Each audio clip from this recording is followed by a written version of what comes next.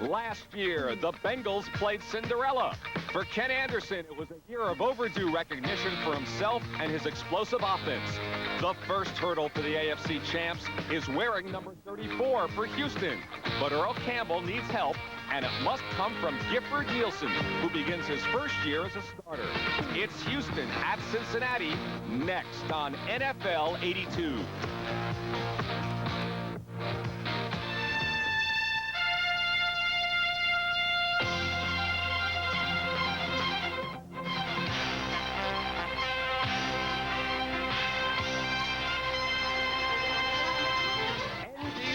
Sports presents NFL 82.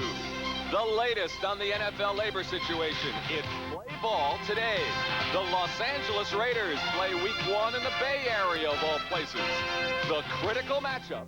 Mike Adamle has that next on NFL 82. Brought to you by the 1982 Volkswagens.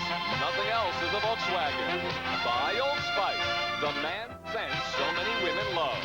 And by Light Beer from Miller. Everything you've always wanted in a beer and less.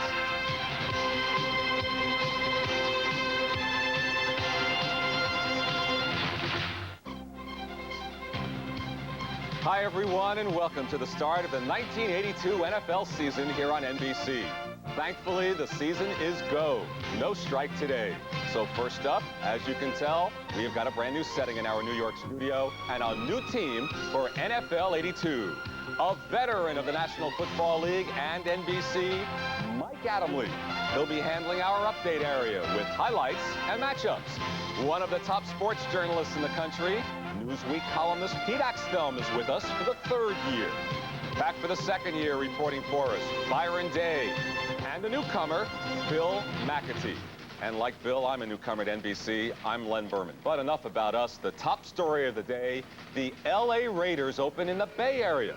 But the Raiders have had problems moving to Los Angeles.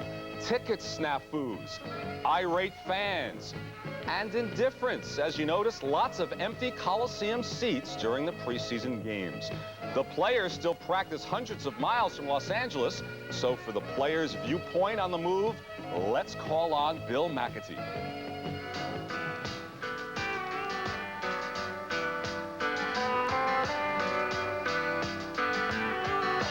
Everybody's gone away. Said they're moving to LA. There's not a soul I know around. Everybody's leaving town. Breaking training camp here in Santa Rosa, California could mark the end of an era. An hour north of the Bay Area, the Raiders first came here 20 years ago, a member of the struggling American Football League. And in those 2 decades, some memorable players of various reputation have spent part of their summers here on this practice field. Players like Ken Stabler, Fred Biletnikoff, Jack Tatum. This practice field in Santa Rosa represents the last official tie the Raiders have with Northern California. We've had some great moments of football in Oakland and some great memories and some great fans, and it's unfortunate that they have to suffer because of the move. And we just, we feel, you know, personally, I just think that we just hope that we can create the same thing down in Los Angeles. Some great moments, some great games, and some great fans. The move to LA is, you know, the man that makes the decisions has made the decision, and it's just like any job, you know, you get transferred or whatever. Al Davis is the only one that ever gave me a shot, an extra shot. And if you wanted to go to Anchorage, I'd go there. If you want to go to LA, I'd go there. But that's it. Those are the only 2 places I go, besides Oakland. In a case of ironic scheduling, the Raiders now return to the Bay Area to face the 49ers and some of their former hometown fans. Well, you see, San Francisco has always thought that they're real cute. What will their reaction be? Well, we play in San Francisco, so frankly, I don't care. We're booed in San Diego, we're booed in Denver, we're in Kansas City. You know, we're respected, but we're not well liked in a lot of those cities. And going into week one, the Raiders certainly have had their share of distractions, including 3 tough opening opponents, all on the road. San Francisco today, then Atlanta and San Diego. And Lynn, the Raiders' powers of concentration certainly are going to be tested early on. For sure, Bill. Thank you. If the Davis move to Los Angeles didn't set well with the National Football League, the fans in Oakland are even more upset. Dick Enberg will be calling today's Raiders game, but yesterday he got a chance to gauge the reaction. While on the sidelines, the fans of the Oakland Raiders are still cheering. They're rooting for a bill before Congress introduced by U.S. Congressman Pete Stark of Oakland, who feels that the fans have some definite legal rights in this issue as well. Every mayor in the country has endorsed this bill from every major city. All the owners of football teams have endorsed it except Al Davis. And the issue there is they're not like another business. They get a lot of special tax breaks, and therefore, do the fans have a right to get something back for the tax breaks we give if we're lucky? And if we get hearings in the House, we've had them in the Senate, we're apt to get that bill passed this year. And then it's a question of whether we can make it retroactive and bring our Raiders back to Oakland where they really belong. Let Los Angeles have the expansion team. However, there is some legal hope for the fans up in the Bay Area for the Oakland Raiders. For in 1966, when Congress passed the NFL merger bill, it stated specifically that the teams in 2 team markets, San Francisco, Oakland, and New York, would not relocate. Dick Enberg for NFL 82. And as for the Raiders and 49ers game this afternoon, it is a unique matchup of the last 2 Super Bowl champions. Pete Axtell, quite a matchup. It is, and it's also the good guys with Bill Walsh and the guys who love to be bad. You know, my theory on the Raiders situation now is that the league's highwaymen have finally really had to hit the highway. I think they're going to love it. They have a bunker mentality anyway. I think these guys have played great out of jail. A lot of them have been in jail. So who are you picking in this one? Well, I can't resist. You know, I used to pick very late in this show. Right. Some people complained about that. Now some people may complain that I gave it to them too early. But for an early pick today, let's go with the Raiders +6 over San Francisco. And remember, the man had a winning percentage last year. Just barely. Okay, thank you, Pete. He will be back with more picks for us, and Mike Adamle will have division matchups, all coming up on this opening day for NFL 82.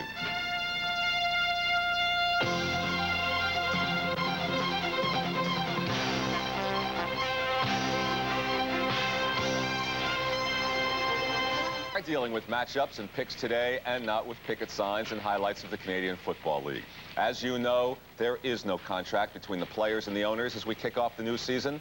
Byron Day has been following the labor front for us. Byron? Well, Lynn, we will have football today because Seattle Seahawks players voted not to go out on strike over the issue that their player representative, Sam McCullum, was cut from the squad as they had threatened to do earlier this week. On Wednesday of this past week in Washington, the owners presented their latest proposal. The reason for the length of time between proposals was the owners wanted to wait until after the final cut-down day so they'd know exactly who they'd be dealing with. Although it was rejected by the players as a solution, many feel it's a framework for further negotiations. Asked if this was the owner's final offer, Jack Donlan, the executive director of the Management Council, had this to say. I would say that if this is not a final offer, this is very, very, very close to where we're going to go. I mean, we're talking about millions of dollars. So, Lynn, we have football today, but we still have no settlement. Well, Byron, I think we all need to really know where we stand in the money issue. As you know, the players want 55% of the gross revenue. So what did the last owner proposal really come to? Neither side will say outright, so we have done some figuring of our own just for 1982. The owners feel that they have offered a total that would come to about 45% for 1982. The players feel they've been offered around 37%. So let us take the middle ground and call it around 40% based on our own research. Right now on the table, the players have 40% of the gross for 1982. Maybe they will settle for 45%. But remember, that little extra 5% would be worth around $29 million. These are huge bucks we are talking about. That's why we have no contract this opening day. Well, whatever happens, for right now, we do have football. Mike Adamle previews the season on this opening day. What's new in 82 in the AFC? The AFC East can really be split into 2 divisions, the haves and the have-nots. We know Miami, New York, and Buffalo are contenders, but the Patriots and the Colts will undergo the most dramatic change. Ron Meyer brings his impressive college credentials at SMU with him to New England, And no-nonsense Frank Kush is banking his reputation made at Arizona State to bring the Colts back to respectability. And if you're looking for an early Rookie of the Year favorite, how about the Colts' Mike Pagel? He beat out #1 draft choice Art Schlichter and may make fans forget Burt Jones. Cincinnati is clearly the force in the AFC Central as all 22 starters remain intact from last year's AFC Championship team. But look for the Browns and the Steelers to rebound. For Cleveland, the key is a rejuvenated defense. Owner Art Modell emptied the bank this offseason to acquire linebacker Tom Cousineau from Canada and drafted linebacker Chip Banks of USC #1 to shore up a porous defense. Like Cleveland, the Steelers will look to their linebackers for help. Most notably, everybody's all-pro and team inspirational leader, Jack Lambert. The AFC West is perhaps football's most competitive division, where two teams have a bona fide chance to unseat the San Diego Chargers. Dan Reeves' inaugural as Denver's head man was a smash hit as the Broncos went 10-6, and only a devastating season-ending defeat at the hands of the Chicago Bears kept them out of the playoffs. Now, in the past, the Broncos' offense has been handcuffed by the lack of an outside threat. But in Gerald Wilhite, the club's #1 draft choice from San Jose State, Denver has a guy who can get outside, catch passes out of the backfield, and most importantly, take pressure off of Craig Morton. No man has ever won 2 Comeback Player of the Year awards, but the Raiders have high hopes that Jim Plunkett can return to his Super Bowl form of 1980. Hampered by an injured throwing thumb a year ago, Plunkett never got on track, and the Raiders went 7-9. But Jim came to training camp trim and fit and ready to play. The Raiders also have an added threat in Heisman Trophy winner Marcus Allen out of USC, who wasted no time breaking into the starting lineup and made the Raiders' all-time leading rusher, Mark Van Egan, expendable. I've never been a big fan of dynasties, and if there is a silver lining behind the dark cloud of parity, it's that 8 or 9 teams have a chance to win. In the last 3 years, there have been 3 different AFC champions, and I wouldn't bet there would be a 4th this year, Len. Wouldn't it be something if that team is Seattle with all of the ascension they've had? Don't go that far. Well, Pete, you know, Cleveland coming in to play Seattle, Cleveland with all that new defense, and Seattle with dissension, that makes Cleveland a lock. Very logical, but wrong. I think. I love dissension. I love when guys want to be traded, wildcat strikes. I love Dave Craig. I also like a team that was 4-0 last year as a home underdog. I'm going with the Seahawks plus the 3 points to beat the Browns. For my other selection today, well, we all know that the Denver Broncos don't usually finish the season too well, but they sure know how to start it. 10-1-1 in home openers. So I'm taking Denver, laying the 1 point against San Diego. With those 2 and the Raiders, maybe we'll get off to a good start. All right, Peter, dissension. There's a lot more at stake this year for football than just the 1 lost records on the field. We will have Commissioner Pete Rozelle live from Minnesota to discuss those issues when NFL 82 returns.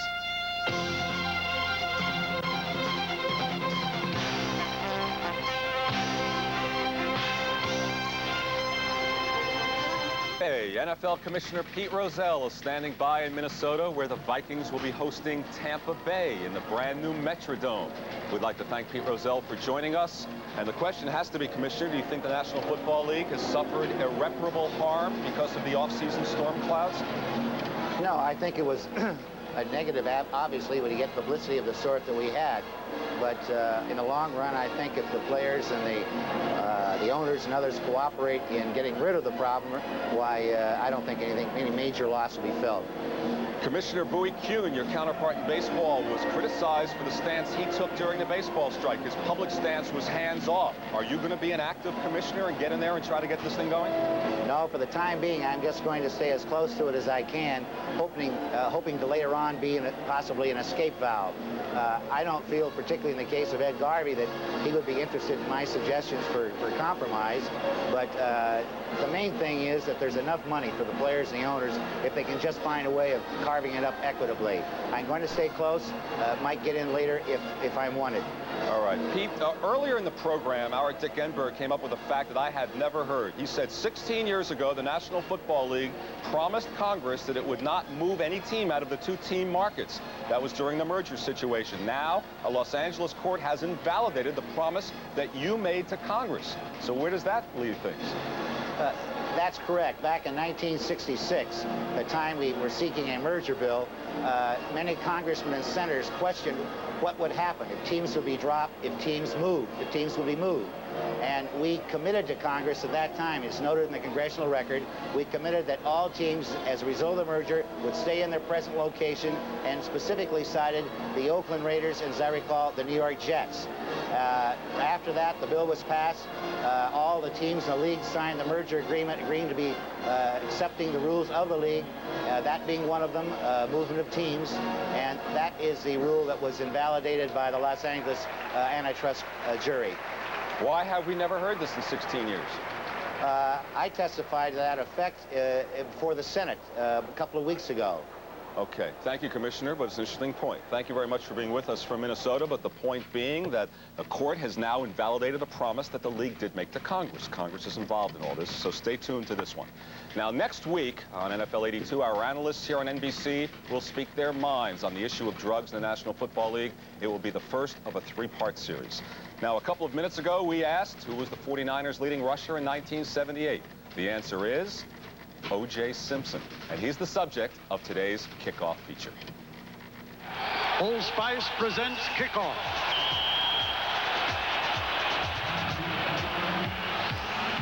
Kickoff is brought to you by Old Spice Antiperspirant and Original Old Spice Deodorant. They both work overtime.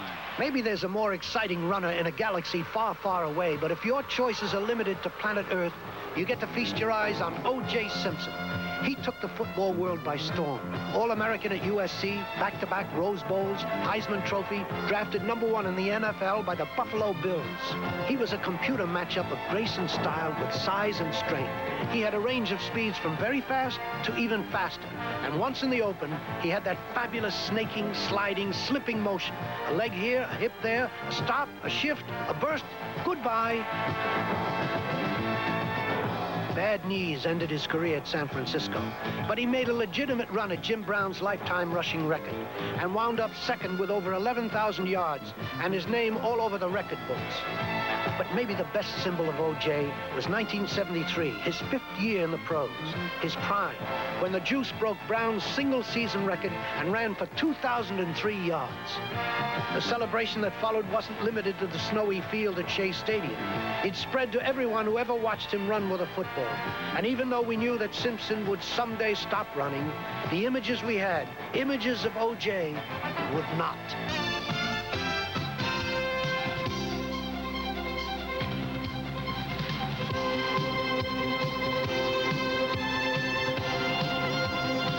I can imagine folks at the Absinthe House sipping their brunch and figuring that things will go better without Coke for the Saints this year. In Chicago, I bet there are people at O'Rourke's saying that the shotgun will save the Bears, even with Bob Avellini at the trigger. And in New England, there's still a new hope that for once, for the first time in years, the Patriots will turn out to have been underrated. Well, I share something with all those people because I woke up this morning undefeated. It's a wonderful feeling. Don't take it away from us too soon. Glenn? I agree. Let's not have Canadian Football League on NBC next Sunday. Thank you, Pete. You know, with all that's happened during this offseason, it's easy to forget some of the great and not so great plays from 1981. So here now, the 1981 NFL Year in Review, or more appropriately, 2 minutes and 5 seconds of the most interesting stuff we could find. Starting with the best pass play of the year. Joe Montana to Dwight Clark. It beat Dallas and sent the 49ers into the Super Bowl. Although a close second had to be Strock to Harris to Nathan, as the Dolphins surprised the Chargers in the first half of their playoff game. And while those were certainly dramatic, let us not forget Isaac Curtis, who somehow managed to hang on to this one. As for the defense, the best single play may very well have been the Dan Buns goal line stop in the Super Bowl. The 49er goal line stand was the best in Super Bowl history, even if only 10 defensive men were on the field for some of the plays. So hats off to the defense. Best individual performance by one man, one team has to be Kellen Winslow of the Chargers. And best net gain by one man, one team, Keith Krefley. Best net gain. Best finishes of 1981. Roland Hooks for Buffalo beats New England at the gun. Worst performance by 2 men, 1 team, the Patriots. Worst attempt at a kick, 2 men, 1 team, the Patriots. Worst attempt at a kick, 1 man, 1 team. You got it, the Patriots. Best fans, a tie. The tens of thousands who sat through the San Diego-Cincinnati Cold Bowl. And the tens who sat through the New England-Baltimore Stupor Bowl. Never was a game with so little watched by so few. Some miscellaneous awards. The Best It's Not My Job Award to Anthony Munoz. The Best It Is My Job Award, Gregory Johnson of Seattle. Best Stuff, Kellen Winslow. Best Spike, Matt Blair. And finally, the best fan move of 1981. This flanneled Falcon fanatic had the bad sense to steal the ball, but the good sense to dump it off before he got dumped. All right, kickoff is finally here. All the talk is over. What kind of piques your curiosity here? Len, actually, I'm looking forward to tomorrow. I'd like to do a Tom Cousineau as he cashes his first installment check of that $3.5 million contract. Do you think the Brown defense is really, is that what's going to make Not only Cousineau, but Chip Banks as well. I look for him to do well. What piques your curiosity? I'm interested in another member of the I didn't get paid by Ralph Wilson club, Joe Cribbs. While Cousineau went to Cleveland, Cribbs isn't anywhere. He's sitting out, and I'll be very interested to see how much the Bills miss him today when they play Kansas City. And if he's still a holdout, we'll have Joe Cribbs with us next week on NFL 82. So we ready to play ball? It's good that all the issues are over with, right? I think we need Joe. We didn't have enough guys on this show. Thank you, Pete. Mike, kickoff is here. That'll do it for us right now on NFL 82. We'll be back all day long with scores and highlights and news as it develops for you. So we'd like to thank you for watching. Enjoy the game. Kickoff is coming your way right after these words from your local station.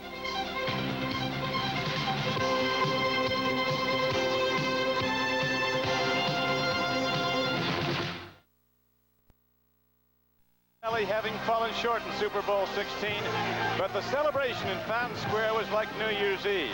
The Bengals, having had their greatest season as AFC champions, and all the Cincinnati fans wanted this team to know they were looking to Super Bowl 17 in 1983. Now we come to opening day, 1982, and every Bengal is ready here in Cincinnati. Good afternoon, everyone. Don Criqui at Riverfront Stadium, and glad you can be with us on an exciting day in Cincinnati as the defending AFC champions open their 82 season. And now the question is, can the Bengals come off that Super Bowl loss and be a better club this year? Or will they tail off, as so many teams have done after going to the big game? Bob Trumpy has a lot of perspective on that, having played with Cincinnati for 10 years. How do you assess them, Bob, going in? Well, Don, with success, everyone knows that you have a great deal of expectation. There are a lot of people in this crowd that used to wear sport coats, now have orange and black faces, and they've made reservations for Pasadena, Super Bowl 17. But frankly, the Bengals have not played like defending AFC champions through the exhibition season. They got to get it together today. Well, the Oilers are a very worthy opponent. They've beaten Cincinnati 6 of the last 7 times they've played. Now let's go down to the field and the kickoff. There is Forrest Gregg, a dramatic turnabout in his career. 2 years ago, the Bengals under Gregg were last in the AFC Central Division.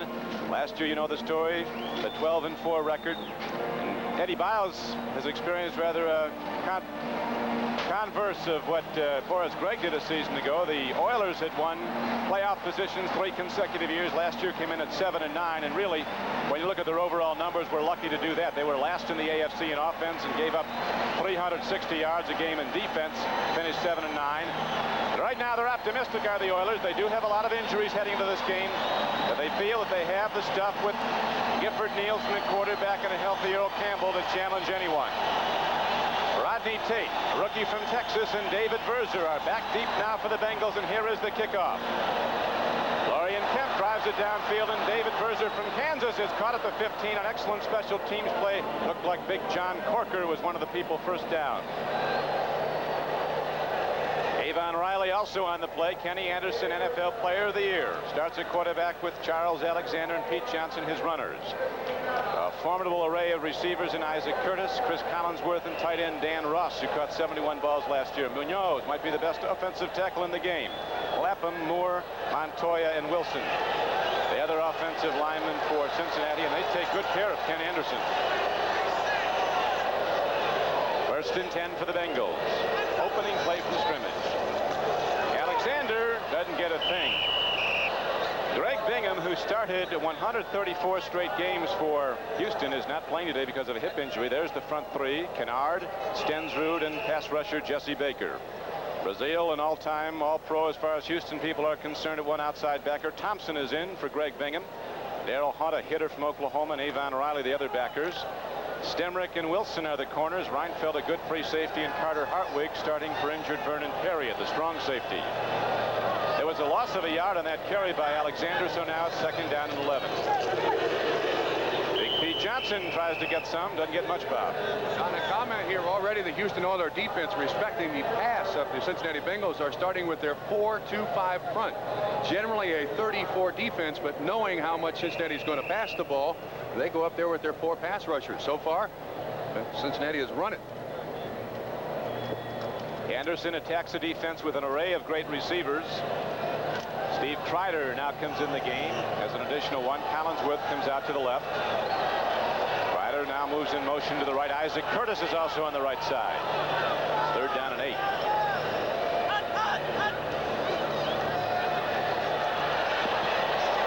Isaac Curtis to the 30-yard line. The first connection of this season for Anderson and Curtis results in 1st down yardage. A 13-yard gain, and Reinfeldt, the free safety, made the tackle.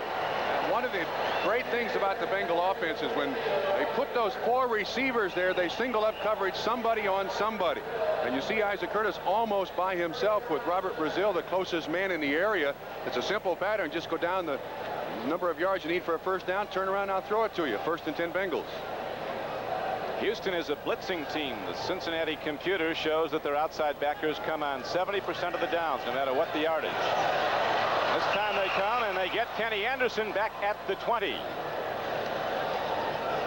The Oilers get the pass rush. Big Mike Stensrud, who's been ill all week, had some form of flu. 67 came through. Now a comment on Stensrud. He's on Blake Moore, who is a backup center for the Bengals. You see number 60. Blair Bush, the starting center for the last 3 years, out with a knee injury. And Blake Moore is an able center, but without that game experience. Stensrud, a big, powerful guy. That's where the trouble's going to be for the pass protection for the Bengals. Now that play, Bob, the Oilers did have the blitz on, but Pete Johnson, the fullback for the Bengals, picked it up very nicely. It's 2nd down now, and about 20 yards for the 1st down. Anderson floods the deep area, and he goes to his tight end, Dan Ross, who's chopped at the 30. That's going to bring up 3rd down and almost 10 yards to go for the 1st down. Dan Ross had a Hall of Fame season last year. And there is Bush, the regular center for Cincinnati, out with a knee injury, although as you see he's dressed and could play if needed. They like Blake Moore, though, I think, as backup. Excellent player, great strength, superior intelligence, which is what the Bengals like at the center position. You know, Don, one of the things the Bengals do so well is clear out with those fast wide receivers and put Ross underneath. That's linebacker on tight end. Generally, they win that matchup.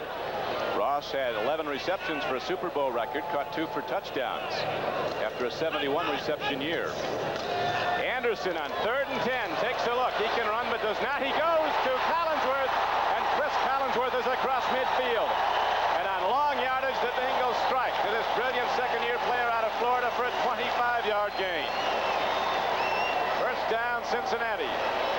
Now, you can't really point a finger at anybody in the Houston Oilers defense. The Bengal offense is very, very good at just knowing what the defense is and finding the dead spot in the zone. There is nobody to cover Chris Collinsworth there. It's simply cover area. They take advantage of that with Curtis clearing out the area.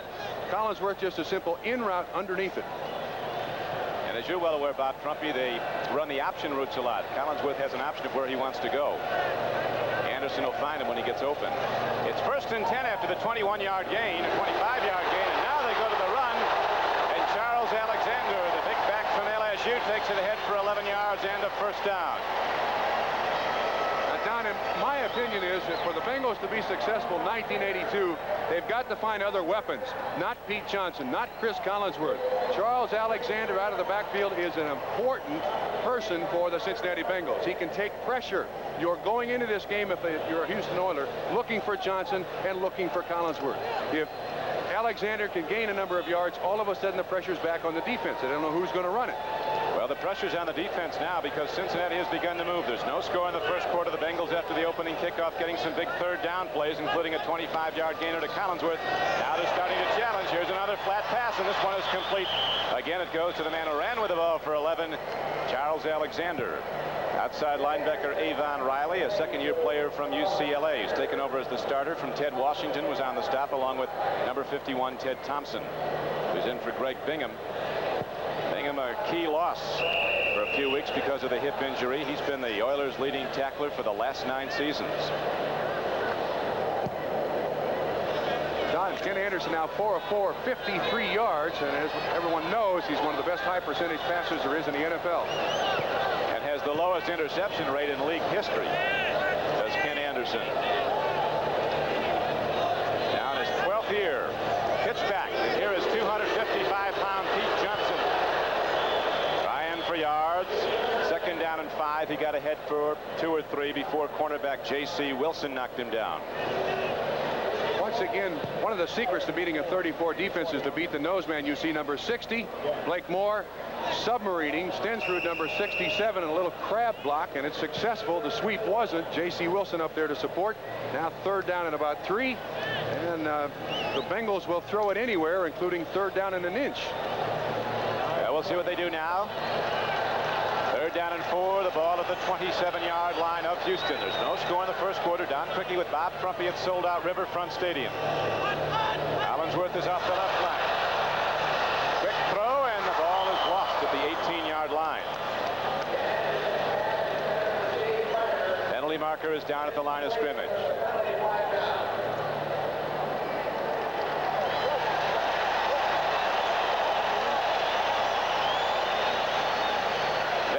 The referee gives the signal. So on third down and less than 5, the call is against the Oilers and on an incomplete pass. Offside, number 71. That's a first down. Kenny Kennard offside, and so the Bengals get another first down. Now they're down close.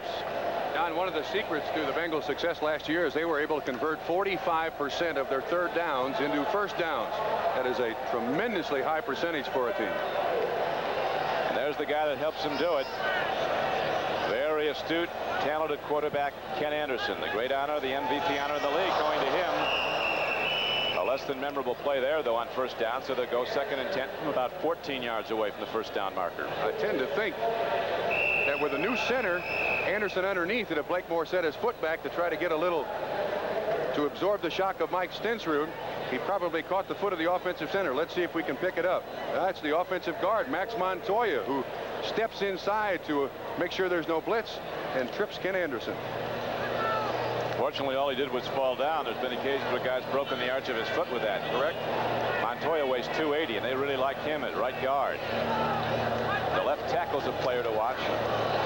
Whole offensive line is. Here's a throw and a strike. Way short of the first down area, though. The official moves in as Isaac Curtis catches his second ball inside the 20 down at the 18-yard line. Isaac Curtis out of San Diego State. Now in his 10th year in the league, had a great final preseason game. Last couple of games he was very effective. Caught 9 balls against Washington. You can see Turk Schonert, George Sefcik on the sideline. They hand signal the plays into Ken Anderson. Ken Anderson, for his entire career, has called about 9 plays.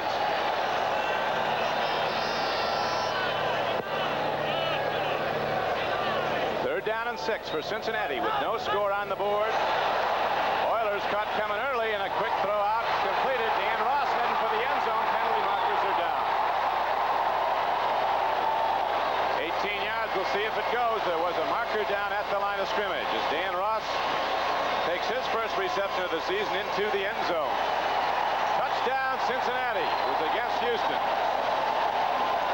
So the explosion and Cincinnati offense is demonstrated on their very first possession. They took the opening kickoff and went the distance. 5 years ago, the Cincinnati Bengals were accused by teams in the AFC Central Division of just throwing nothing but junk. Short little out patterns to the tight end, to the wide receiver, and then allowing them to run. What those other teams have learned is that's the way now to win in the NFL. And as you're well aware, Bob, having been a 10-year veteran, catching a lot of passes, going to the Pro Bowl with the Bengals, you were drafted in the 12th round. Ross came in the 2nd, but they say he's as good as there is in the league. We'll see one going the other way that's pretty good, too. David Casper for Houston. Here's the extra point. Breach is up and good as Ken Anderson in that drive threw the ball 6 times. He completed all 6, including that final 18-yarder that Dan Ross took into the end zone for a 7-0 Cincinnati lead.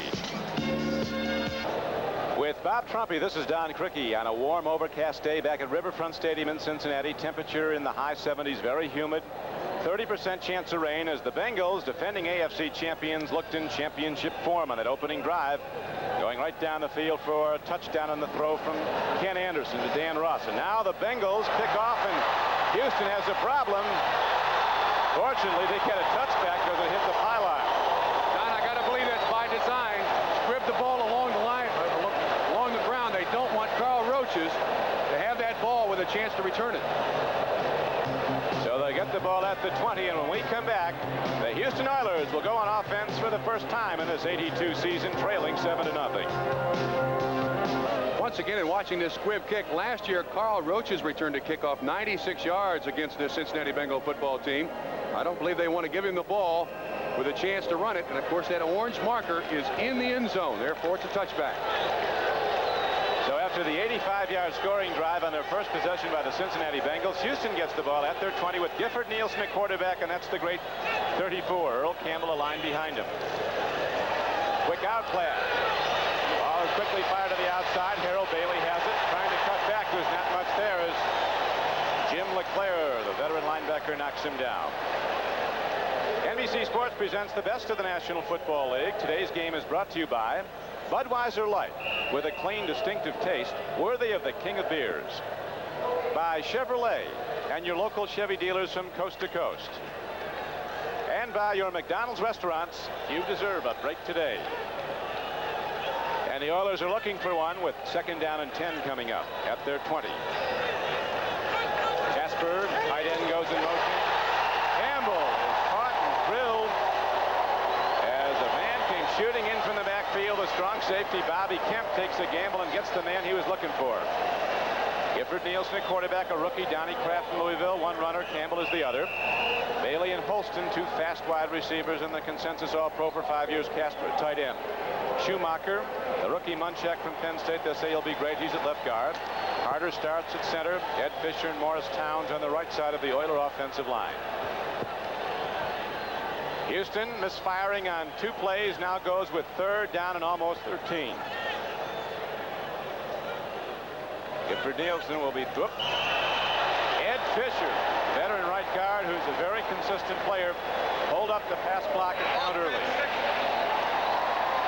Oilers having a tough start. The Oilers are in the middle of trying to diversify their offense, go away from Earl Campbell. They've moved Tim Wilson to tight end, and of course he has been Earl Campbell's personal escort for years.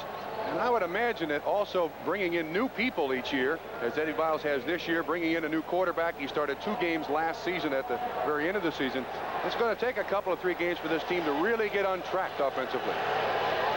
Well, right now they have a problem with 3rd down and 18. The Oilers deep in their own area from the 12-yard line. They go to Campbell. He's a long ball offense if you need one. Campbell takes it out across the 20 and out across the 25 for an excellent gain, but well short of a 1st down, and Houston will have to punt the ball back to Cincinnati. And the Bengals could come out of this with good field position. There's a 13-yard run by Campbell, who over the 4 years in the league has had great success running against Cincinnati. As we pointed out at the outset, the Oilers have beaten the Cincinnati Bengals 6 of the last 7 times they've played. Yet you speak of Earl Campbell. He went 10 games, the last 10 games of the season in 1981 without rushing for 100 yards. He had almost 1,400 yards, which for him was a bad year, his worst in pro football. Every year's a great one for Campbell. Mike Fuller returning the punt.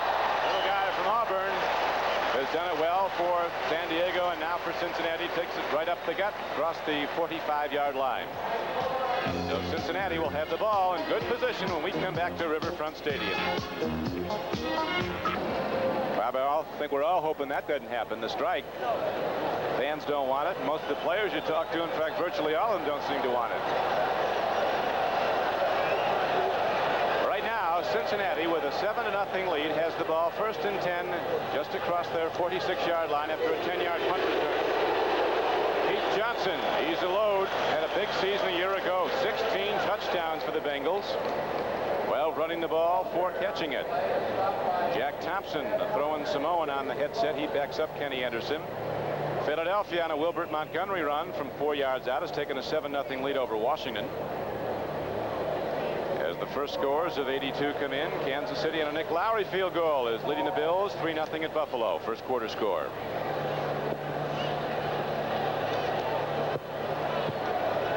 Second down and 6 for Anderson and the Bengals. Stemrick right up tight on Collinsworth. You can't see him at the lower portion of the screen. They go to the run, though, and look at Pete Johnson busted wide open. He's not done until he gets down inside the 30 to the 29-yard line. A gain on the play.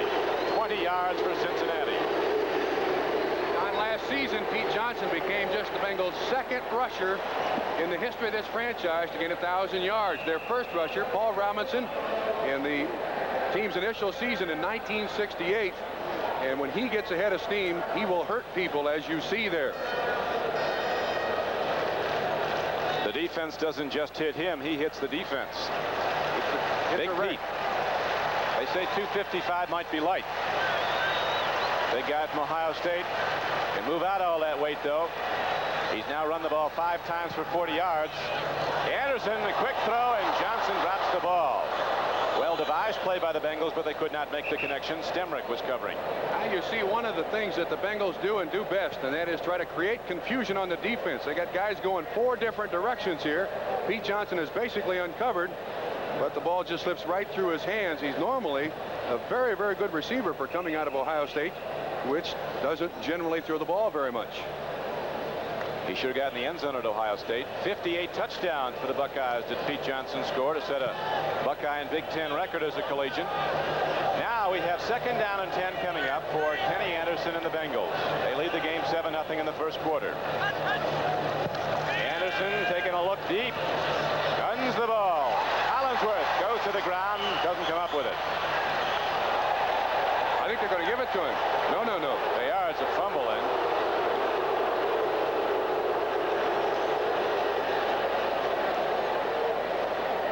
You'll watch Anderson behind the great protection. They're faking a screen out in front of it. And Chris Collinsworth, just a little turnout. Ball coming right at you. Underthrown. And generally, Ken Anderson will not do that. From behind Ken Anderson, you see it into the ground. But when you're throwing it into a crowd, all you young quarterbacks, throw it down there. Make the receiver go get it. No interception. Bengal offense can change the numbers on the scoreboard fast, and Anderson's trying to do it again now. 3rd and 10 coming up on the 29-yard line of Houston.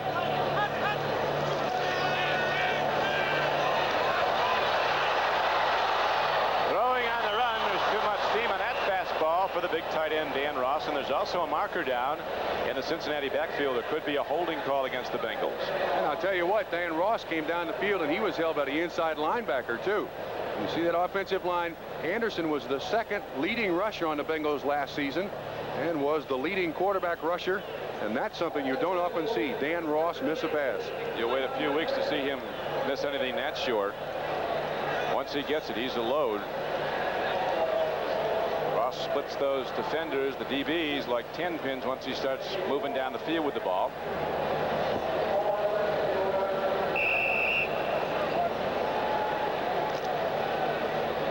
Incomplete pass brings up 4th down, so the penalties declined by Houston. And Jim Breach will try a field goal. 47-yard attempt, trying to extend Cincinnati's lead to 10-0.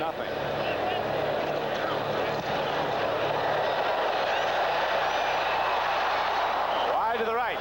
So the Bengals fail to score in their 2nd possession, and with 3:21 left to play in the first quarter, they hold to a 7-0 lead.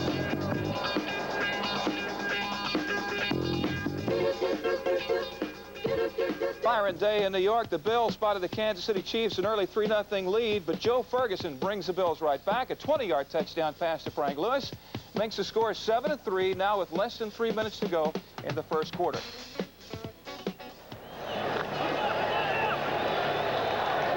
And now back to the action here at Riverfront as the Houston Oilers have the ball for the second time. Don Criqui with Bob Trumpy. Gifford Nielsen at quarterback. His team trailing 7-0. 3:21 to play in the first quarter. Earl Campbell takes it right at the Cincinnati defense. Moves the ball across the 30 and out to the 32-yard line. The Tyler Rose, who has led the National Football League in 3 of his previous 4 seasons, gaining 6,500 yards in his first 4 years in the league. More scores coming in on opening day. The LA Rams on a short run by Wendell Tyler have moved in front of the Packers 7-0 at Green Bay.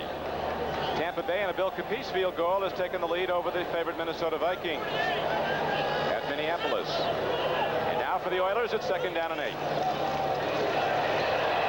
Right back to Earl Campbell, who takes it ahead to the 35-yard line. A gain of 3. It brings up 3rd and 5. Bob? You know, one of the interesting things about Earl Campbell is that even though they're trying to de-emphasize Earl Campbell in the Houston Oilers offense, he has averaged better than 22 carries per game for his career. But they are throwing to him more, as you know. They actually caught, 36 last year, which was more than his previous 3 years in the league. Now the Oilers have Casper, kind of a wing back to the right. The play might be coming that way unless he goes in motion. He does go in motion. Goes behind Casper to the left, but nothing there. Campbell tried to carry, and Campbell didn't get a thing. Oilers come up short. They have to punt. And I got to think, though, that the Cincinnati Bengals are going to play Earl Campbell until Gifford Nielsen and the Houston Oilers prove to the Bengals they can throw the ball down the field. They're going to have 7 and 8 guys within 3 yards of the line of scrimmage, and Earl Campbell is a gifted athlete, but I don't believe they're going to be able to beat that defense. They're going to sit there and make the Cincinnati Bengals respect, hopefully, the pass. So far, the Oilers unable to move the ball. Any consistency, and again, they'll punt it. Cliff Parsley hits it downfield, and there's Mike Fuller, who ran the last one back, you remember, right up the middle for 10, but he fair catches at the 29-yard line. And the Bengals go on offense for the 3rd time here in the first quarter. 1:15 left to go in the quarter. A 38-yard punt and no return by Parsley. Cincinnati tries to move it out again when we come back to Riverfront. Bengals set to go on that offensive line as a force, keyed by the left tackle, Anthony Munoz from Southern California. Consensus All-Pro, his 2nd year in the league. And now the Bengals with Kenny Anderson at quarterback go 1st and 10 from their 30-yard line. To the run, Pete Johnson runs off one tackler, but then big number 52, Robert Brazil, gets him. No gain on the play. You mentioned Munoz out of the University of Southern California. We have an isolate on Jesse Baker. You can see the way he stands Baker up. Tremendous strength of this young man. Just playing in his 3rd season. Last year, I don't believe there was a better offensive tackle in the game. And talking, Bob, to Jim McNally, the line coach for Cincinnati, he said Munoz has the potential to get substantially better. That's how much ability he has. Hungry to learn. He's always out there talking to the offensive line coach about another technique. Great attitude, along with great ability. It's now 2nd down and 9. Anderson fires, and Isaac Curtis catches the slant. In the seam of his own defense, Isaac Curtis slipped in, and Anderson is right on his numbers for a 20-yard gain on a Bengal 1st down. Don, we got to call this a non-pattern. You called it correctly, right up the seam of the zone. And I have a feeling the Bengals are trying to feature someone other than Collinsworth and someone other than Ross. Take the pressure, take double coverage of those 2 gentlemen. And Isaac Curtis, always a threat. He's been a big thorn in the side of the Houston Oilers for a lot of years. Had a chance, Bob, to talk to Isaac before the game today, and he is really hepped up and ready to go. He says, we're ready to really score points, this football team is. So far, the Bengals have the only points of this game, a 7-0 lead as the first quarter comes to an end. We'll be back right after this. The numbers show the Bengals' domination offensively in the first quarter, and they lead the game 7-0. Eddie Biles across the way, the coach of the Oilers, with the headset. This is really a homecoming for Ed Biles from nearby Reading, Ohio, and he coached right here in Cincinnati Xavier University for 7 years. Kenny Anderson takes a look on 1st and 10. He's almost intercepted. Carter Hartwig had his hands on the ball, would not hold on. There was nothing but blue jerseys. Bob, you were talking during the timeout that the Oilers so far have not been able to stop anything. They almost did there. Yeah, and that ball should not have been thrown. I want to go back a year ago. Ken Anderson started the 1981 season against the Seattle Seahawks and threw 3 interceptions of his season's total of 10. And he did it with things like that. There are times when you get a little too anxious, try to force things in there. Generally, Ken Anderson does not do that. Well, the Bengals actually got a break there because the ball was not picked off. Now it's going to be 2nd down and 10 for Cincinnati. 49-yard line of Houston. Over the middle, and again the coverage is good. Ted Thompson back in his zone coverage. Screened off his intended receiver, Chris Collinsworth. That'll bring up 3rd down and 10 for Cincinnati. But the Bengals have such an array of great offensive players. They can attack a defense in a very complex offense. They showed 21 offensive formations in 1 preseason game. Evidence of that last year, Ken Anderson threw touchdowns to 9 different receivers. The Giants and the Falcons, nothing happened so far as the numbers are concerned. Philadelphia's extended its lead on a Tony Franklin field goal. The Rams leading Green Bay, as we pointed out. Buffalo now coming from behind with a 20-yard touchdown pass. Ferguson to Frank Lewis to lead Kansas City 7-3. 3rd and 10 for Anderson and the Bengals. Long ball. Flag down. Avon Riley had it in his hands, and also a penalty marker goes down. I think they're going to get J.C. Wilson interference here. Kind of lost his balance a little bit. Bumped into Isaac Curtis. Incidental contact. That's it, Bob. That is the call. That's 5 of 6 3rd down conversions that the Bengals have had. And I'm not sure we'll be able to see the pass interference, but good protection for Ken Anderson. The Oilers rushing 4. And maybe we'll see. You can't really see the contact. Robert Brazil back there to try to make the interception, but J.C. Wilson got caught. So just when it seemed that the Oiler defense had stopped Cincinnati, a long penalty on the interference call gives the Bengals 4 new downs, and they're all the way down to the 33-yard line of Houston. Anderson, quick out, goes, oh man, what a stick. Carter Hartwig got a clean bead on running back Charles Alexander, drilled him. There was a gain down to the 31-yard line. Detroit has now moved out in front of Chicago in the first quarter of Pontiac, Michigan. Eric Hipple passed to David Hill, a tight end, from 5 yards out. St. Louis on a short run has taken a 7-0 lead over New Orleans. They're playing at the Superdome today. Tampa Bay continues to lead the Vikings 3-0 in the first quarter on the Bill Capiche field goal. Now it's 2nd down and 7 for Cincinnati. Bengals leading the game early in the 2nd quarter, 7-0.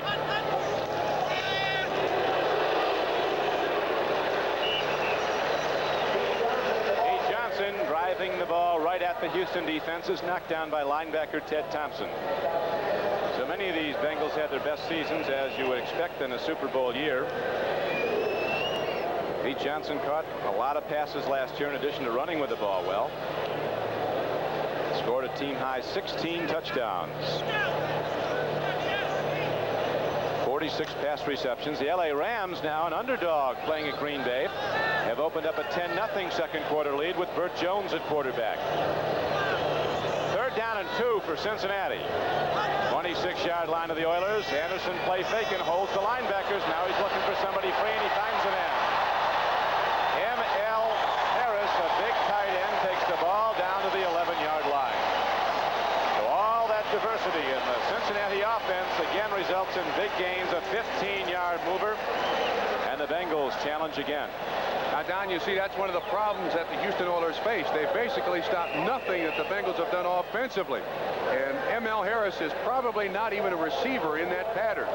But after he blocked, and there was nobody open on the strong side, Ken Anderson has the time to go back to the alternate receiver, and it's a 15-yard gain and a 1st down. That's now 6 of 7 3rd downs they converted to 1st downs. The numbers are right for Cincinnati as they keep it going. Here's a handoff. Penalty marker comes in. Could be an offensive hold in there, as Darrell Hunt came up, number 50, to make the tackle on the running back Charles Alexander, who advanced the ball down inside the Houston Oilers 10-yard line.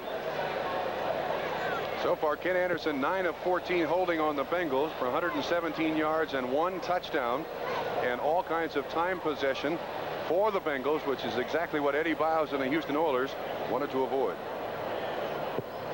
Ben Dreith gives us the Offensive call. holding, number 74. Glenn Bujnak called for the hold.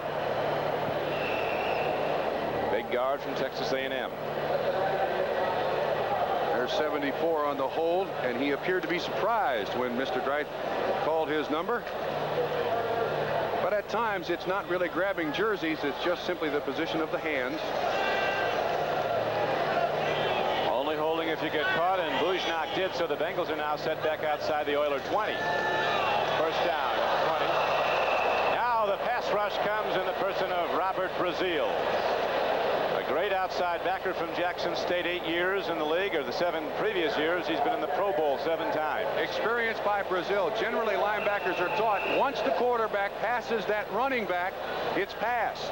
But Brazil has seen that slow draw many, many times before, and he's not fooled. He tackles the man with the ball, which is Pete Johnson.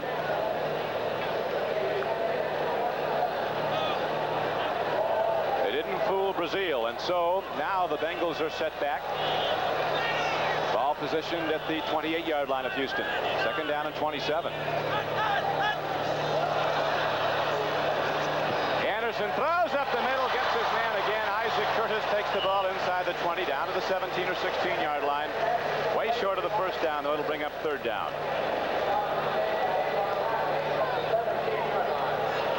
Watch the handoff again here. Ken Anderson going back, appearing to be a thrower as opposed to handing it off. It's from behind. It's called a slow draw. And obviously it takes a great deal of time. But the Houston Oilers on a blitz, and Robert Brazil, as you said, Don, not fooled. But overall, it's been a Cincinnati offensive day. They lead the game 7-0. This is their third possession. Scored on their first one, a touchdown pass from Anderson to his tight end, Dan Ross. Second time they moved the ball down and missed a field goal. Now Anderson feels the brunt of Houston's best pass rusher, Jesse Baker. Fourth-year player out of Jacksonville State in Alabama. And he beat Anthony Munoz. That takes some doing. So Breach is coming back out. 2 years ago, the place kicker here at Cincinnati, Chris Barr, was waived and he picked up with Oakland. Ended up with a Super Bowl ring. Jim Breach was the Oakland kicker then. He came to Cincinnati, got himself at least an AFC championship ring. Matter of fact, they lived in each other's houses. That's right. Place kickers do move around. Of course, Tony Fritsch now retired. Waved anyway. Here's a kick to Jim Breach. And with a size 6 shoe, drills through the uprights perfectly. So the Cincinnati Bengals extend their lead to 10-0 with 10 minutes and 34 seconds left to play in the second quarter here at Riverfront Stadium in Cincinnati. The Bengals kick off. Reggie and company in a must game with the Blue Jays. And the Royals travel to the Dome against the Twins. A Western Division showdown on NBC Sports.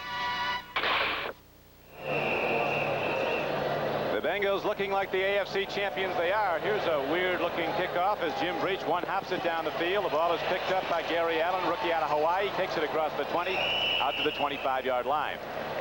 And there the Oilers go on offense, hoping to get something going for the first time in the game. 18-yard return by Gary Allen. Bob? Don, the Houston Oilers went into this ball game realizing how potent the Bengals offense was. They wanted possession of the football. Well, through this point in the game, the Bengals have 9 first downs. The Oilers 0. Time of possession, the Bengals 14:54. The Oilers 4:22.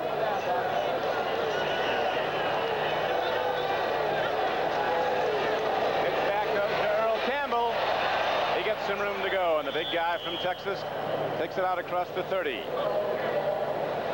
Hot, humid day here in Cincinnati, and the Cincinnati Bengal offense has been the same. Don Criqui with Bob Trumpy is the Bengals moving out with a big advantage offensively. I think one of the things we're going to notice in this game offensively for the Bengals, they get the ball in the end zone quickly. For the Oilers, it's going to take a long time with Earl Campbell grinding it out. And this is not really a deep threat offense in a blue uniform. Second down and 6. Back to the run. Back to Campbell. Bo Harris, an LSU linebacker. Kraft actually carried the ball. Donnie Kraft, the rookie from Louisville, a late draft choice who has just performed superbly in the preseason. And because of injuries to people like Adger Armstrong, he has moved into a starting role here today as Donnie Kraft. Louisville played the University of Cincinnati here in Riverfront Stadium yesterday. And lost. Don, I'd say if the Houston Oilers have a trick play, now's the time to do it. They've got to get something established offensively, even if it's from the last page of the playbook.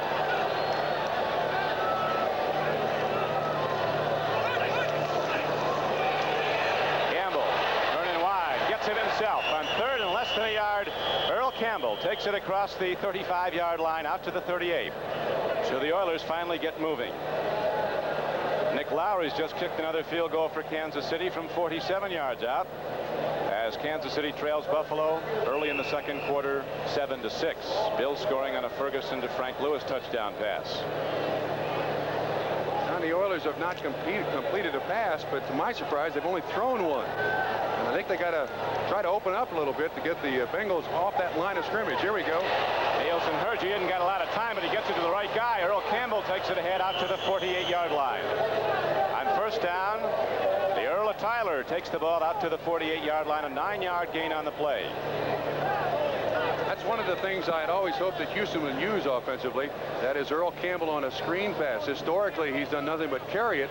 And I have a feeling that Jim Schaffner, this year the offensive coordinator, wants to get him the ball out there in the flat a little bit, see if he can break some tackles. It'll also save some wear on his body as opposed to carrying it every single time. Earl Campbell, at the rate he's going over the first 4 seasons of the league, would pass Jim Brown's all-time record in a little over 3 more seasons. Campbell averaging over 1,600 yards a season rushing through his first 4 years. You'll watch Wilson Whitley against the center, and if you can, as the nose man, stand up that offensive center as Wilson Whitley did, your defense is going to be successful. Now, through the preseason, Wilson Whitley had not been able to do that. But that's an excellent job by Wilson Whitley, stacking up that defense, stopping Earl Campbell. The Oilers, of course, still without one of their best offensive linemen. The left tackle, Leon Gray's out of camp in a contract impasse. Schumacher starting at left tackle with a rookie from Penn State, Mike Munchak. Potentially great player, 63 at the lower portion of your screen at left guard. He moves out. Kraft moves behind him. But the veteran Jim LeClaire is right there to diagnose it all and make a knockdown for a loss. Now let's update the rest of the league on this opening day as we go back to New York in NFL 82. Okay, Don, this is Byron Day back in New York. The Kansas City Chiefs have pulled within 1 of the Buffalo Bills. Nick Larry, a 47-yard field goal. It's 7-6 Buffalo early in the second quarter. Thank you, Byron. Cincinnati 10, Houston nothing. Second quarter here at Cincinnati, Ohio. 6:30 to play in the first half. Oilers with their best offense of this game in this drive right now. And here's Gifford Nielsen. They pick up the blitz. He unloads. Long man is there. A quick little wide receiver from Nebraska. Tim Smith can't keep the ball down as it comes in a little bit high. Even though unsuccessful, I believe the Oilers have to start doing this a little more consistently, because on the previous play there were 9 guys at the line of scrimmage in those striped hats. Almost a reception, just barely out of his reach. Bob, the Bengals are loaded with #1 draft choices right across their defensive front. Eddie Edwards, Wilson Whitley, Ross Brown are all #1s.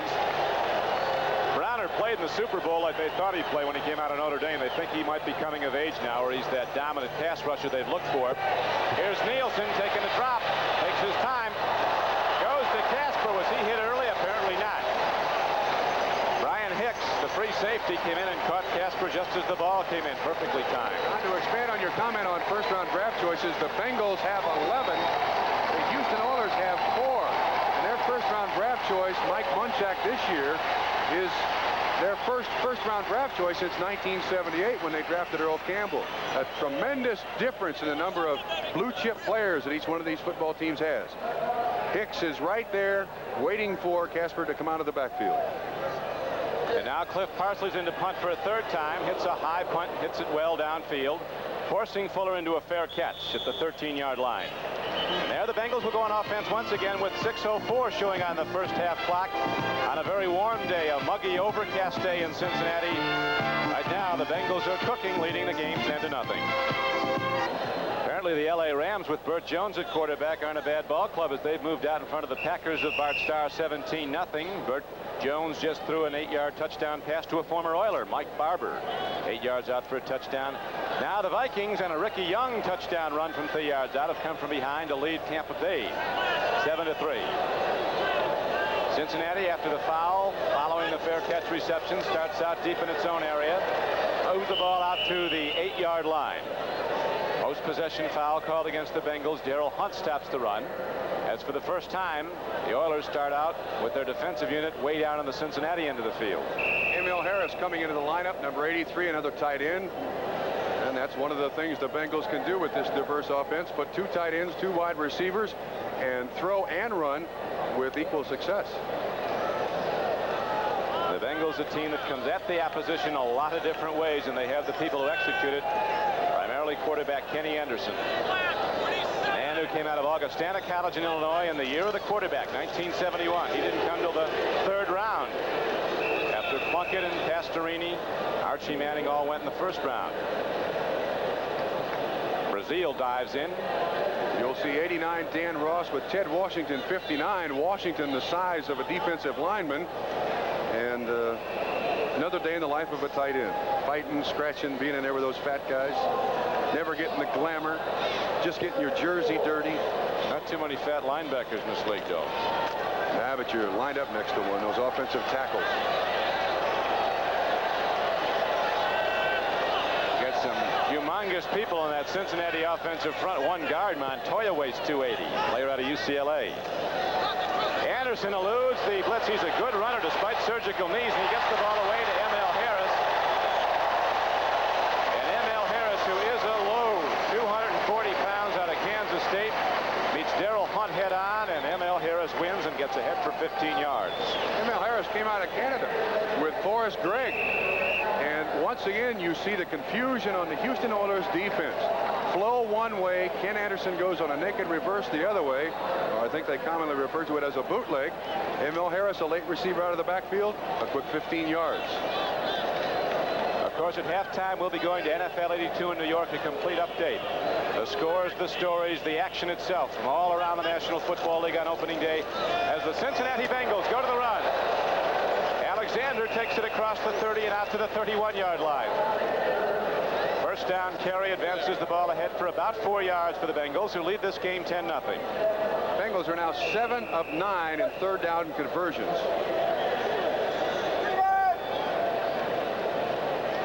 An overwhelming domination in a very critical area of this game. 7 of 9 in 3rd down conversions. Blake Moore comes down over the ball at center.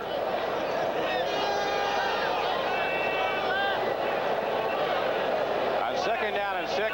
Isaac Curtis is wide right. Stemrick backs off him. They're looking for the long pattern. Go downfield to the 41-yard line. Did Collinsworth catch the ball?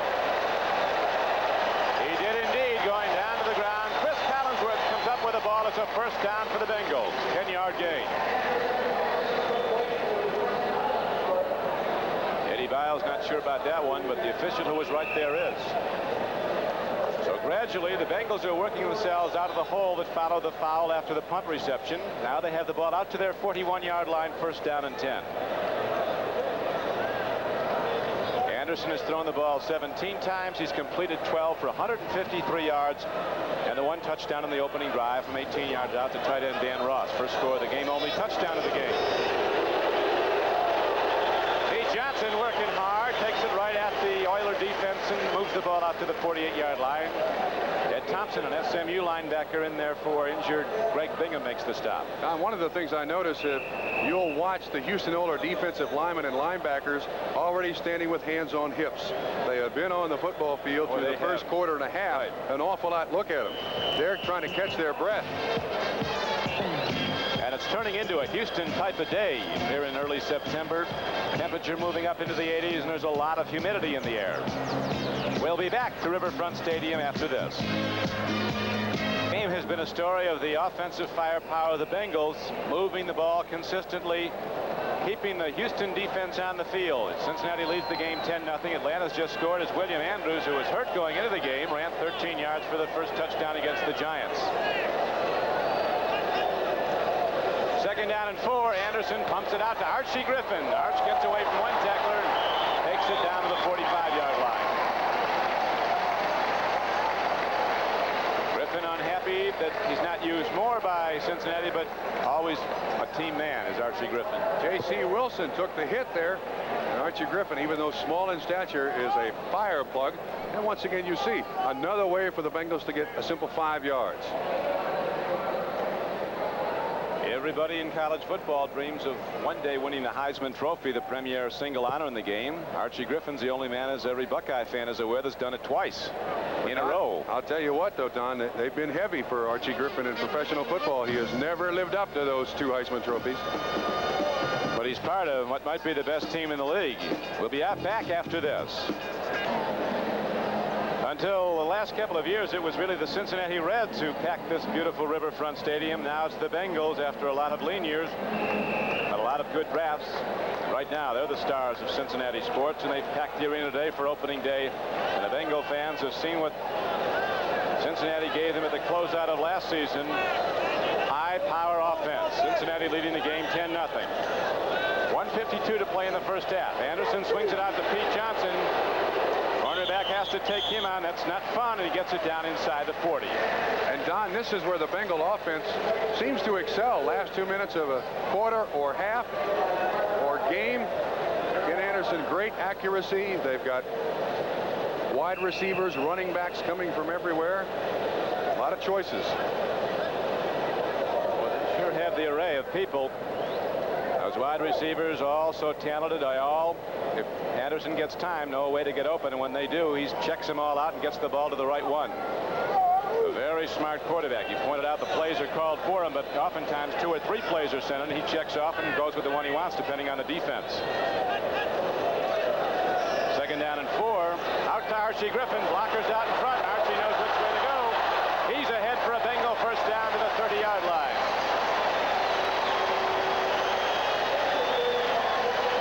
On the gain by Archie Griffin. Almost a big play by a Houston Oilers defensive man. You'll see Ken Anderson has to throw it over the outstretched arms. I think it's a linebacker out there. Back to live action. Back live now. Again, they go to Archie Griffin. As Arch is getting some work in a hurry, and he is responding with yardage, taken this time down to the 27-yard line. 1:15 to play in the first half. Bengals want to call a timeout. One of the things about Archie Griffin, he came out of Ohio State known as a runner, and he's turned himself into a great pass receiver. Ed Biles hoping to see his offense get on the field and get these Oilers on the board. Right now, they've been shut out through almost 2 quarters of play. The Houston Oilers defensive people, hands on hips, trying to get a breath. And going into this game, the Houston coaches felt that the humidity favored Houston. But so far, the Bengal offense has made the Houston Oilers defense very tired. And a lot to contend with, the heat and humidity and the superpower Bengal offense led by Kenny Anderson, who's having a big day, very much unlike opening day a year ago when he was yanked. Skip ball to Isaac Curtis. Right now, we pause briefly for station identification. This is the NBC television network. WRC-TV, Channel 4, Washington, D.C. You'll watch on the reception here by Isaac Curtis. Normally very good hands, but he's got black gloves on. Now, very customary in the NFL. It appears this ball should have been caught. Doesn't appear to be thrown very hard. Little wobble in it, and he's got to go up for it, but generally Isaac Curtis will catch that pass. Ike's pulled in a few over the years. Took some of the heat off you, didn't he, with that deep speed? Thank you very much. Swing pass goes out to Archie Griffin. He hits for the first down marker. Looks like Griffin has gotten it. Popular player here in Cincinnati. Archie Griffin with his 4th reception is chased out of bounds. That was for a 9-yard gain, and he also stops the clock after getting the first down. Linebackers and defensive backs dropping back to cover Curtis, Collinsworth, Kreider, swing back out of the backfield. That's generally linebacker coverage. No one even close. Joe Theismann has thrown a touchdown pass from 5 yards out to Art Monk. Washington's on the board, trailing the Eagles 10-7 at Philadelphia. Archie Griffin with those 4 receptions has now picked up 28 yards, and they've been critical in this drive as the Bengals keep it going. NFL 1982 at halftime. All the scores, the stories, and the action. We switch to New York. Here is Griffin. They go from scrimmage, and Arch on a 1st and 10 carry takes it down to the 15-yard line. And the disparity in time between the offense and the defense on the field has been unbelievable. It's been almost all Cincinnati offense, and the Houston Oilers could be wearing down despite their best efforts. And they're a well-trained team, having practiced in a lot of humidity down in Texas throughout the summer. Anderson goes down. I might have got him on the foot again.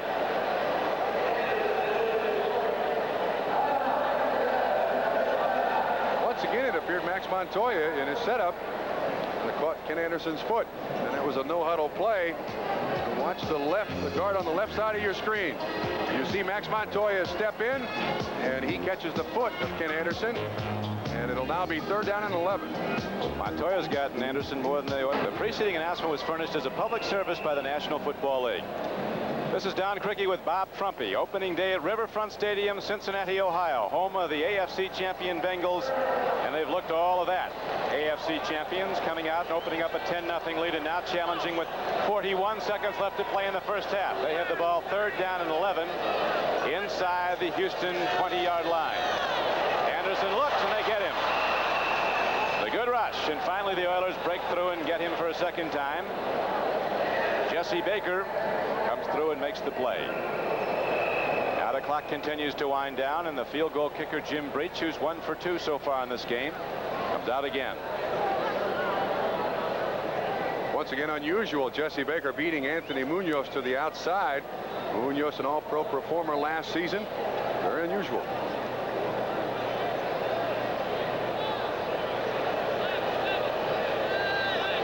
So it'll be a 43-yard attempt now by Jim Bridge with Steve Kreider holding. He is wide to the left, and so with just 3 seconds to play as the Bengals ran the clock down before the snap, the Oilers will put one play in, then the gun will sound, and very shortly after that we'll be switching to NFL 82 in New York for a complete recap of all the first halves around the NFL. Opening day 1982. Forrest Gregg, the resounding by acclamation choice for National Football League Coach of the Year, certainly American Football Conference Coach of the Year. Bill Walsh got a lot of votes for the NFL Coach of the Year. They shared the Coach of the Year honors in various polls, but it was a great year for Forrest Gregg. Coming in here from Toronto, a losing season the first year, and all of a sudden they were rolling. Gifford Nielsen airs it out. Bailey goes up for the ball and comes down empty, and the first half ends. So in the first half, the Bengal offense was on the field over 21 minutes. The Houston offense was on the field less than 9 minutes. That's the end of the first half with the score. The Cincinnati Bengals 10, the Houston Oilers nothing.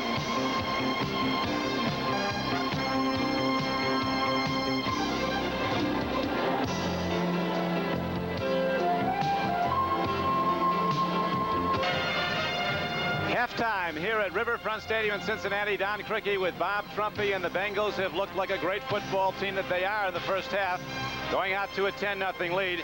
Bob, it didn't take long to establish that offense as the first possession resulted in the end zone for Dan Ross. You're right, Don. And going into this football game, the Houston Oilers wanted to try to avoid this. They wanted Earl Campbell on the field a lot, but it's a simple pattern by Dan Ross, almost straight down the middle.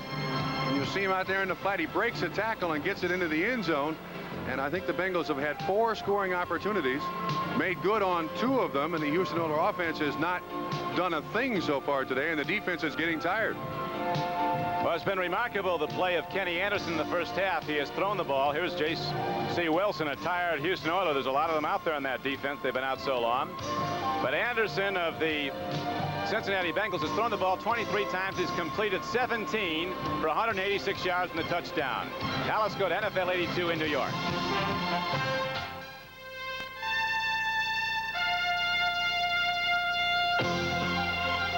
And welcome back to NFL 82 in New York. I'm Len Berman. First half of football complete. Houston and Cincinnati. The Bengals trying to get back to the Super Bowl. Second year in a row. Off to a good start. Defense looks good, doesn't it? Cincinnati leading Houston 10-0 at halftime. And I guess the irony a bit, Cincinnati, first time they touched the ball in 1982, and boom, their first drive, it's good for 6. So let's take a quick look how the Bengals did it. Kenny Anderson First drive of the year. What a way to start the season, right? 18 yards, Anderson to Ross. Big tight end makes it 7-0 Bengals. As for Pete Johnson, doesn't only go 1 or 2 yards at a crack. 21 yards for the big guy, sets up a field goal, 10-0. Watch Kenny Anderson here. Opening day jitters, I guess, just goes down by himself. No one touched him. Another tough start for Earl Campbell, so give the credit to the defense. Good stop by Bobby Kemp. Loss of 3 yards. So Campbell, who's had his last 10 regular season games under 100 yards, 8 carries for 28 yards today. It's now 10-0 halftime. In the Meadowlands, we checked the other scores. Giants tied it up with 4 minutes left in the half. Touchdown pass, 33 yards. Scott Bruner to Ernest Gray. 7-7 late second quarter in the Meadowlands. Philadelphia came out like world beaters at Veterans Stadium. Quickly went up 10-0. Washington touchdown. Theismann to Art Monk. It's closed it to 10-7 late second quarter. Burt Jones, big debut to start things going. 17-0. Rams over the Pack. Surprising, that Packer offense not getting going. Their opener, that game's being played in Milwaukee. At Rich Stadium, Buffalo leading at 7-6. Late second quarter. Let's take a quick look.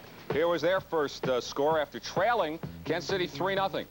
Joe Ferguson, 20 yards, touchdown to Frank Lewis. That did it. Pretty play. Made it 7-3. Then Nick Lowry for Kansas City, his second field goal of the day. That closed it to 7-6. That's where they are right now, late second quarter. Let's check out some other scores. Let's go over to Mike Adamle in the update area. Mike? Well, of course, you know, today was the debut day for 3 new coaches in the NFL. In Chicago, Mike Ditka got his start at the Pontiac Silverdome. And the Lions made it difficult early. They knocked out starter Bob Avellini and led 7-0. But the Bears came back to tie it up at 7 on a 2-yard touchdown run by Matt Suhey. The St. Louis Cardinals on top of the New Orleans Saints. 1-yard touchdown run for Wayne Morris. The starter for the Saints, Kenny the Snake Stabler. And the Minnesota Vikings playing their first home game indoors at the Metrodome on top of the Tampa Bay Buccaneers. 7-3, Ricky Young, a 3-yard touchdown run. New England and Baltimore, the battle of 2 and 14 teams a year ago, and 2 new head coaches, Ron Meyer and Frank Kush, just getting underway, and we'll have highlights of those games as they come to us here in New York, Len. Okay, Michael, and let's get Axe involved here, because first of all, the quarterbacking thing is interesting to me, how Avellini boomed down for the Bears, and how about Stabler starting in New Orleans? Well, I just watched Kenny throw a pass just seconds ago. One of these dying swans that he's tended to throw the last few years went right between 3 Cardinals, and the Saints come up with it. So maybe he's on a lucky roll down there. As for Avellini, it's pretty rough when you wait 2 years to start a game, run into Bubba Baker. Yeah. Bubba Baker, by the way, on that sack, victimized Union Vice President Dan Jiggins. Okay, Pete Axtell. We'll be back with more NFL 82 right after these words from your local station.